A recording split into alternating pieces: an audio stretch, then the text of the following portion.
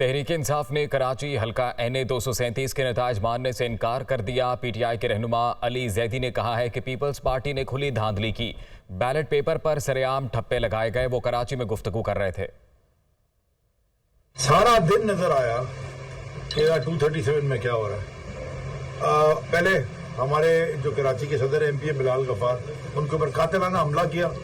MP Peoples party کا سلیم بلوچ، اس کے ساتھ اس کے وہ دوسرا گنڈا جو ادھر انہوں نے لگایا ہوا ہے سلمان مراد، جو ڈسٹرکٹ پریزیڈنٹ ہے ملیر کا گنڈا، اس نے پیچھے حکیم بلوچ بیٹھا ہوا ساری گیم کروا رہا ہے، اس کی ناک ٹوٹ گئی، اس کے سر میں لگا، بہت ہی اسپتال میں۔ پولنگ اسٹیشنوں کے اندر گھس کے ٹھپے لگا رہے ہیں۔ تو اگر ایسا الیکشن کرانا ہے، ہم تو یہ الاؤ ہی نہیں کرتے اپنے ورکرز کو نہ اپنے کارکنان کو کہ کبھی بھی اس طرح کی ایمانداری سے الیکشن لڑیں، ایمانداری سے الیکشن جیتے، ایمانداری سے اگر ہارنا بھی ہار بھی جائیں تو یہ الیکشن کا رزلٹ ہم بالکل تسلیم نہیں کرتے۔ اور یہ پورے سندھ میں یہ زرداری مافیا پچھلے 15 سال سے یہی کرتے آیا ہے۔ جہاں جہاں رورل ایریاز ہیں وہاں یہ اسی طرح کا الیکشن ٹھپے لگا کے، بےایمانی کر کے، بدماشی کر کے اور یہ جیت